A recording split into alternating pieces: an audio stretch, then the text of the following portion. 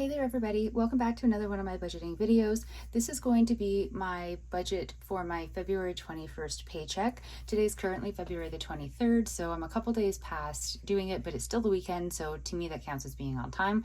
I really wanted to get it done on the Friday. Unfortunately though, we had an earthquake during the workday. Not a big deal, everything was fine. And then after the earthquake, I don't know, in the evening I just wasn't feeling great. I don't think it's connected to the earthquake at all. I think it just happened that I wasn't feeling well because of 2 days in a row of like higher activity levels than normal for me, which I know makes me sound like a wimp, but it really does throw my concussion symptoms like right off, just crazy. So anyways, I wasn't feeling great on Friday evening and I just wasn't up to doing the budget. And then Saturday, what was I doing on Saturday? Oh, by the time I got home, I went out to meet a friend. And by the time I got home and sat down to do the budget, my banking app was glitching. And I'm not sure, usually if they're doing some kind of like technical, I can't talk. Oh my goodness, tech upgrades or something of the like, it'll say that on the app when you open it and it'll be like, you might not be able to see everything because we're doing stuff, but it didn't say that. It just also didn't let me see everything on my banking app. So I couldn't actually do my whole budget because I couldn't see everything. It was very annoying. I was at least able to do my digital cash envelopes and that video is already up. So part of the budget is done and this video is just going to be me doing the rest of it. So this is just my February pages. I've entered in my February 21st paycheck down here, $1,573.27. These things right here, some of them are sort of estimates or wishful thinking and some of them are actual solid numbers. I went over that when I did like the layout of the month, I think, so I won't bore you with all of that again. Here is the budget from February the 7th, how it all panned out, and cupcake decoration payments. So with this particular budget, I got partway through it and I ended up in a negative balance. So then I had to correct the negative balance and I decided instead of correcting it in the rough draft and then only just showing you like the pretty final version where it never went into the negative, I'm going to show you exactly what I did to fix going into the negative, just so you can see how the process worked for me anyways. And my pens are giving me trouble lately, all of my pens. I don't know what I have done to make them all mad, but they are mad. So I may have to switch out partway through because at least for sure with my digital cash envelope book, I'll be writing and then the pen will just stop. And I don't just mean my RJ pen, I mean like my Koya pen, my Harry Potter pen, my pens that like they don't have names, but they have like multiple colors, all of them. They just don't like the paper in that book or something. So hopefully it will be okay on this one and it's dark enough that you can see it. I can't tell. Because it looks fine to me until it stops writing, that is. So my starting balance in the account is $1,974.44. Now this isn't real. I say that a lot, I know. The government owed me money, yay. Where I live in Canada, I don't mean like my province in Canada, I mean the country of Canada, we get these things called GST checks. I don't know if other countries have equivalents to them. So if you make a certain amount of money or under, I think it's quarterly, you get GST checks sent to you. And it's always lovely. I've always been poor enough that I qualify for the GST checks. I don't get as large of ones now because I make a little bit more money like than I did however many years ago, but I still qualify for them. Now when I get them, I think they're like $40 something. So I mean, any bit of money helps. I'm perfectly happy to accept them. But I had to call the CRA, which is the Canada Revenue Agency, because I was having trouble getting into my account online and I needed their help to get it all reset. And then when I was in there, the woman who was helping me, once I was in, she could also see what I could see. And she's like, oh, we owe you money.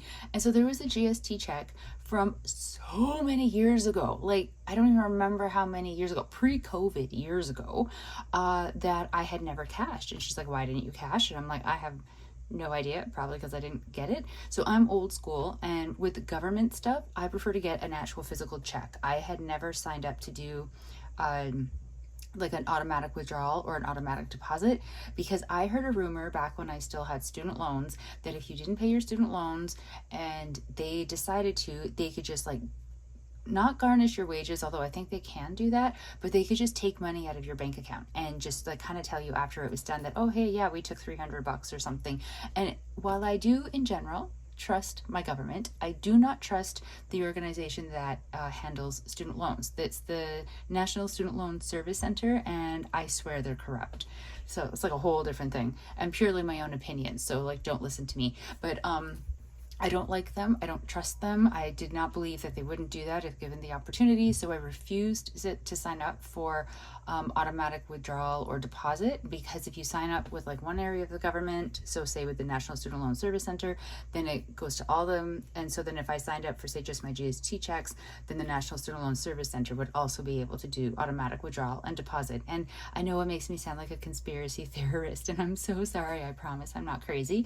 It's just that one specific department I have no faith in.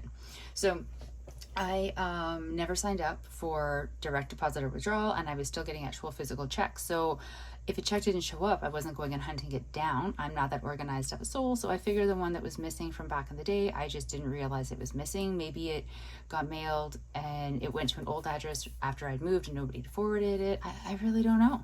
So she was like, well, we can get that to you. It took a while. Admittedly, I had to like fill in a form and then upload it to the website and then wait, but they finally sent it to me. So they sent me $189.57. And by the way, the lady from the CRA, nicest human being ever, absolutely 10 stars for her. But she did manage to trick me into signing up for automatic deposit and withdrawal going forward. I thought she was doing it just for this one specific check, and now I'm set up with it forever. And I don't know how I feel about that.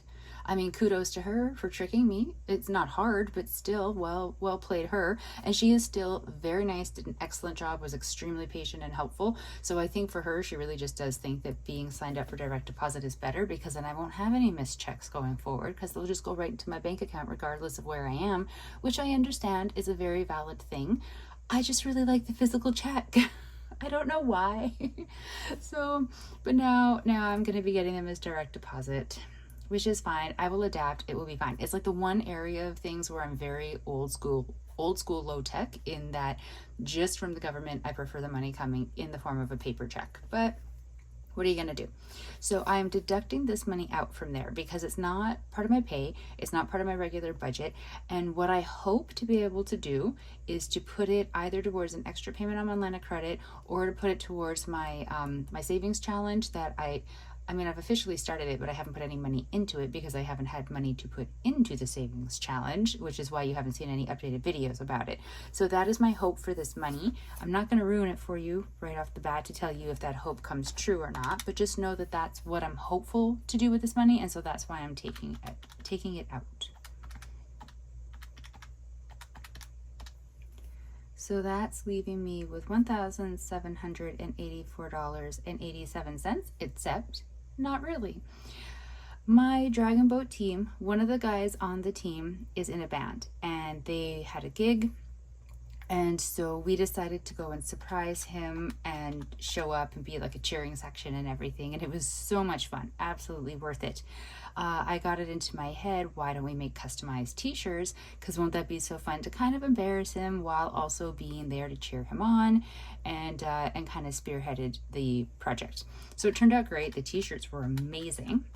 That company did such a good job. The company that helped me to design them and get them made in a short amount of time and everything, and they were super affordable considering. So the total amount for all of the shirts for everybody, we ordered 10 of them, was $297.53. We got 2 of the t-shirts were one for the guy in the band and one for his wife, because we thought they should get them regardless, but we couldn't tell them about them because they were a surprise, so we weren't going to make them pay for them. So the rest of us split the cost of our own personal shirt as well as the 2 shirts that we were buying as gifts for the guy in the band and his wife, which meant everybody had to pay $37.19. Since I did the order and was spearheading everything, I put the charge onto my credit card. So then everybody had to pay me $37.19. And so it was like an influx over the span of days of random e-transfers of that amount, and I was just keeping track that everybody had done it. So I had 2 remaining people who hadn't paid yet, and so I sent out a quick message to them just to be like, hey, could you guys finish paying so that I can get everything paid off the Visa? So they both paid. So that's why I'm deducting out of here $37.19 twice. Is for each one of their payments, because the money is in my account. I hadn't moved it over to the Visa card when I started doing the budget yet, but it is not my money. It is earmarked for the Visa card to go towards the charge that's already on there. So I just don't want it included in the rest of my budget. And the last thing that I am taking out from here is $100.61, and that's Striker's money. Striker is my cat. He has money budgeted for his own expenses that I do not touch. And so he's currently got in digital format $100.61. He also has cash in a little envelope. Here, I can show you. Oops.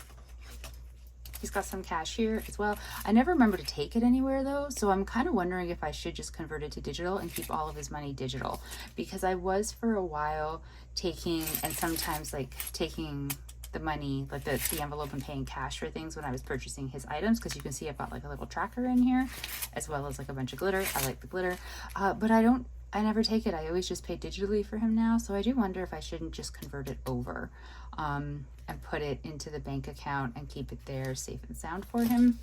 But at the same time, I haven't needed it. It's not like when I've gone to purchase something for him, he hasn't had enough money on the digital side to be able to pay for like his food or his litter or whatnot. So it's not hurting anything staying as cash, and it saves me a trip to the bank. I do not like going to the bank. So the money that I'm actually starting with for the budget is $1,609.88. So I am taking out $650. That is half of my rent. I always take that out first, and then I move it over to a savings account where I just hold. So every paycheck I take out half of the rent money, put it over into a savings account, and then when it's like the day before rent is due, I move it back over to the checking account and e-transfer it over. This way I don't accidentally spend it. And bonus points for me for not forgetting until farther down in the budget, my SUV payment. I've been really forgetful with like things that happen routinely in the budget lately on previous ones, if you've seen them, where I all of a sudden I'm like, I forgot to enter in whatever transaction, and I don't know what's wrong with me with doing that. So I tried to be really careful this time. So my SUV payment is automatically withdrawn from my bank account the Tuesday after payday, so that'll go out in 2 days. So that brings me down to $693.16. I am back to making payments on my cell phone.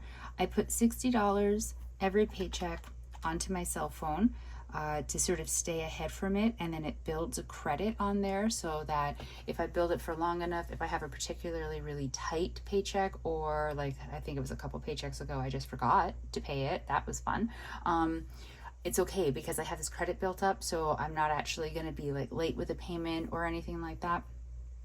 It's because I kept messing up when I switched over to this. I'm with Virgin Mobile, and I kept messing up and being like late or almost late with payments, and I'm not that person, and I just couldn't seem to like figure out their billing cycle and be on time with payments. And so I just decided it was easier every paycheck to put $60 onto the cell phone bill and just pay it. And I knew that it would be a little bit more paid per month than what is actually owing, but I figured a little bit more is better than a little bit less than what I'm supposed to pay. And then it ended up with this happy thing of building like a really large credit over time. So I've used the credit. Right now I have a credit on there of like $69 and change, I think it is. So that combined with this payment will take care of my cell phone bill for February, and then I'll just start rebuilding it. Yes, that is the cell phone. So now I'm at $633.16. I try to put every single paycheck, the minimum payment for my line of credit, onto my line of credit, because that is my main debt. That is what I am trying to pay off. And so my plan for it was to pay the minimum payment every month, whatever it changes to, because as I'm paying it down, the minimum payment is changing, but pay the minimum payment every month on both of the paychecks. And then that way I'm always paying double the minimum payment. So then I'm making actual really solid headway into the debt of the line of credit.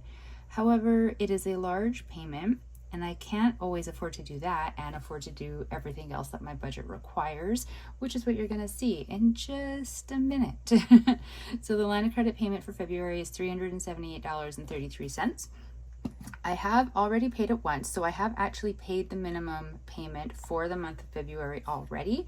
But like I said, I like to make that payment amount every paycheck, just so that I know that every month I have doubled the minimum monthly payment. I calculated out my sinking funds and my digital cash though that I'm going to need. And here's where we start to hit problems. So $156 for my sinking funds leaves me with $98.83. And then my digital cash envelopes need $195.75.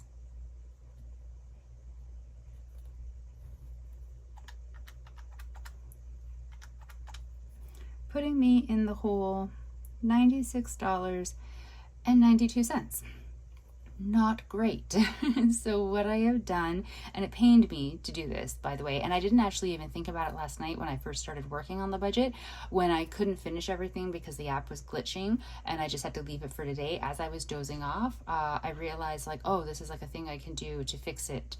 And it's gonna suck a little bit, but it's what I can do to fix it. So I'm going ahead with this plan.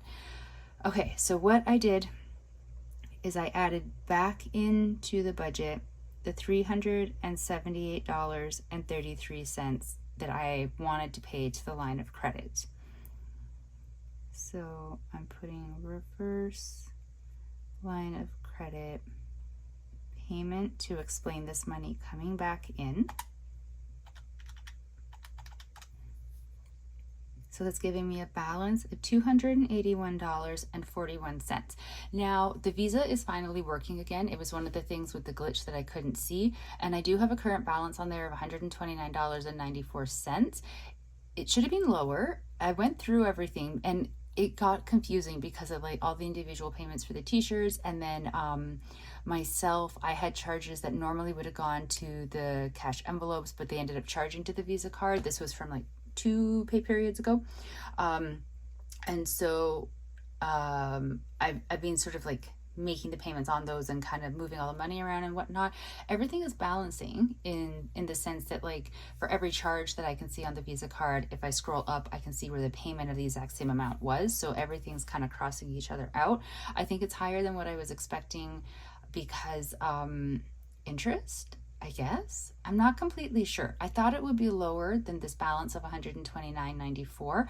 Now, having said that, I could be wrong with the balance because I am notoriously bad at this. So the Visa card was showing a balance of 200 and something. I should have written it down. Sorry. So 200 and something. But then I made payments on it today from like these t-shirts and money that is from the cash envelopes that is owed from 2 of the categories on the cash envelopes owe money to the credit card. So I made those payments as well. And so then you know how it'll show like pending transactions. So it has my balance and then pending transactions that are all the payments that I put through today. So I minus those from the balance and came up with $129.94. But often when I do that, even though it's simple math and it should work, it doesn't work. And I end up not actually matching. Once everything is processed and nothing is pending anymore, the balance showing on the Visa will inevitably be different than what I calculated out. I don't know why. Like I honestly, I don't know why. It's very weird. I'm assuming there's like fees involved. I don't know. But so this is where I'm at. From my calculations, the Visa has a balance of $129.94 and it has a minimum payment right now of $10, which is ridiculous. So I want to make real headway on the Visa because the Visa isn't really supposed to be carrying a balance. I got it down to 0 and was occasionally using it, but using it in the sense that like I put a payment on it and then in that same pay period I was able to pay it off. But then it got a little bit away from me and I'm definitely paying the price for that because it's affecting how much of a payment I can put on my line of credit every month to get rid of that debt, which is my main goal because I also now need to put money onto the Visa card.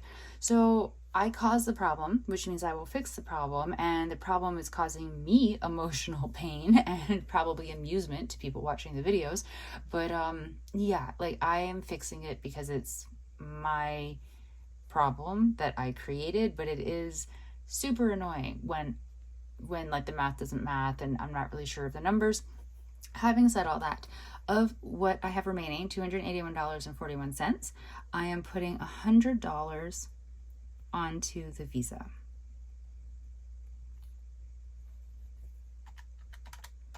That way, That leaves me with $181.41 in the account. And if my math was right, that puts the Visa balance down to $29.94. So then even with like interest charges or whatever will happen on there when the billing cycle closes out, because we're at the end of the month, so my next payday will be in the next billing cycle, it should still be an amount that I should be able to just pay off completely with my next paycheck, and then the Visa is back to 0 and I really need to go back to not touching it. Yeah, that's my plan. So $100 onto the Visa, and then I'm putting $100 onto the line of credit, which of course is nowhere near the amount that I wanted to be putting onto the line of credit, but I am happy to be able to put anything onto the line of credit. So I don't want to sound like I'm whining about that. I know it's not the amount that I wanted, but it is more than it could have been.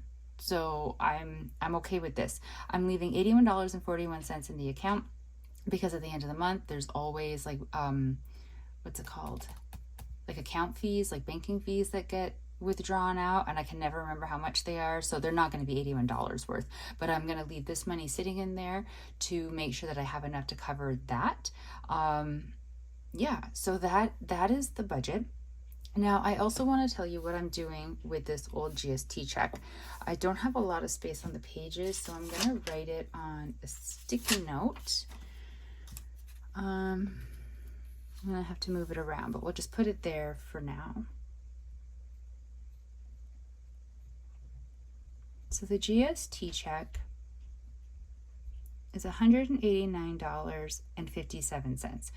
I owe two friends money for activities that we're going to be doing in April. So one of them, we've signed up to take a class to make soap.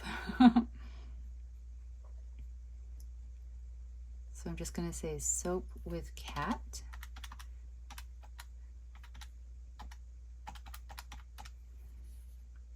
So that leaves me with $154.07. And then the other one, do you know who Jane Goodall is?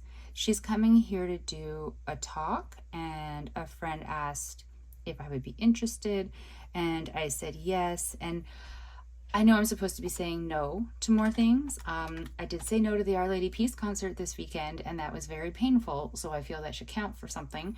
And these are things that are coming up in April, not for this month, not that that actually really matters. But yeah, I don't know. I can't say no to absolutely everything, because that'll be a really depressing 2025. And so I've sort of made a bit of a note to myself that, like, if it's under $80, I don't know why I picked that amount, by the way, but if it's under $80, really think about it. And like, can you afford it? How much do you want to do it? Why? You know, and just sort of not to just blanket say no to something like that. I think I need to lower that threshold to maybe 60. Although it did save me from spontaneously purchasing Our Lady Peace tickets. So it did work in a way. But yeah, so I owe them money. So I'm going to be e-transferring one of them $35.50 for soap, and one of them $58.45 for Goodall. And that leaves me with $95.62. Now, if you watched my video for my digital cash envelopes update, I'm taking $9.16 of this, and I'm putting it to my Visa. That is because my fun category owed $39.16 to my Visa card, but my fun category only had $30, and I didn't want to short payment to the credit card just because the fun category wasn't going to be funded again until next payday, which would put it past the billing cycle that it's currently at. So I decided to take $9.16 from the GST check money, and that's going to go on to the Visa, which is leaving me with $86.46. Now, I am torn on this because I always want to put any extra money that I have towards my line of credit, since my main goal is to pay off my line of credit. But the house is still up for sale. We still have no idea when it will sell, but I'm assuming at some point that it will, which means at some point I'm going to have to be paying for moving expenses. So I've decided I'm going to put $86.46, so the entire amount of it. Well, maybe not the 46 cents, because I think that might be a little bit awkward. So I'm going to leave 46 cents in the bank account. That's fine. And I'm going to put $86 of it into my savings challenge, which means I'll actually be able to make a savings challenge video. Yay! So that is going to be the plan for the remainder of the GST check money. Normally, like I said, things like that would just automatically be going onto my line of credit. And it feels weird that it isn't, since a line of credit is my absolute overwhelming main goal. But I do need to be thinking of the future, and I do need to have some money socked away for when the move eventually happens. So this is the first time I've had any money that I've been able to put into the savings challenge, and that is what I'm going to do with it. So $86 to savings challenge. And I'm just going to write out, since I don't really have space on the page like how I did it over here, I always write out the sinking funds in the cash envelopes. I'm just going to do it on a sticky note. I'm going to see if I can fit them both on. It'll be small writing, but we'll see.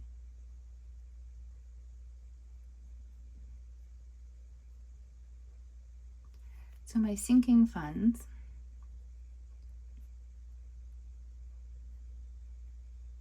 I have my SUV insurance, $67.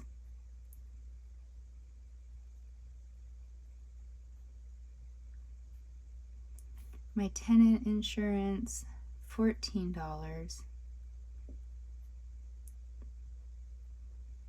Tech gets $15. Dragon Boat right now is getting $0. I made that decision to not be funding it for the past little while because I just don't have the money in the budget. And when I get my tax refund, I'm gonna put $300, just automatically dump it into the Dragon Boat category to kind of help catch it up. Travel gets $20. Presents, I'm giving $20. And my emergency fund, also $20. So 67 plus 14 plus 15 plus 60 is 156, which is what I pulled out right there.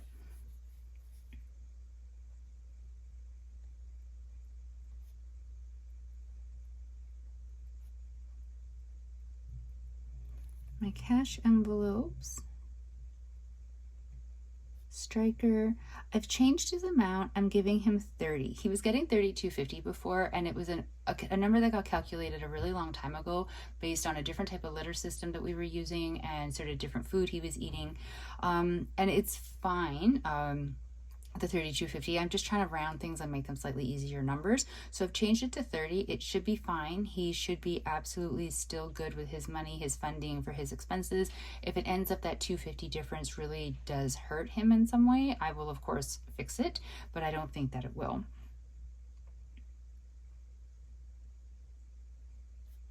Groceries is getting $80.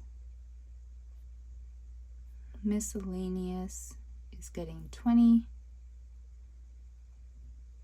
Fun is getting 30.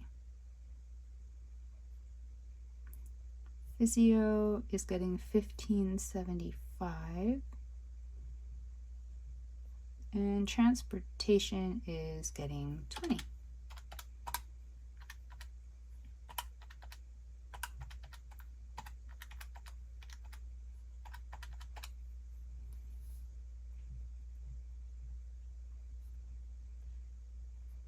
So that's a total of $195.75, which matches right there. So these are my sinking funds and my cash envelopes. And a little bit of glue on the Post-it note. So that is going to be my budget for this particular paycheck. Post-it notes covering everything. My apologies for that, but the page is only so big. I'm gonna go and move all the money around before my banking app decides that it's going to stop working again, and mark the money for the savings challenge. As much as it sucks that I'm not able to put it onto the line of credit as a payment, I am excited for finally being able to put something into the savings challenge. So yay. So thank you so very much for following along with the budget and seeing what I have done and how I corrected it. If you have any input on that, I'd love to hear it. What do you think? I'm actually really curious. What do you think about this $86, the money that I'm putting to the savings challenge? Do you think it's the right move to put it to the savings challenge, or do you think I should be putting it on the line of credit and paying off the debt faster and screw the moving expenses that will be coming up at some unknown time and just deal with that when it happens? Because to me, I think it's right to put it into the savings challenge and to be planning for that upcoming expense, so I have at least something to put towards it. But it's a difficult decision for me because, like I said, I always just want to be putting money onto the line of credit. So it feels a little bit weird to be detouring from that, especially because I was only able to put $100 on it this time instead of the full $378.33. But this is where I'm at. So I think it's good. I think the choice was right, but I would love to hear your input, what you think on it, because sometimes, a different set of eyes sees something a little bit differently, and maybe you see something that I could have done better. So with all of that being said and my rambling at the end, which I always seem to do and I'm very sorry for, thank you so very much for watching my budgeting video. I do very much appreciate it. I hope if you are doing budgeting or on some kind of a budgeting journey that is going really well for you and that the numbers are working. If you want to share anything about it in the comments below, I'd love to hear. I will talk to you all in the next video. Stay safe out there, everybody. Bye.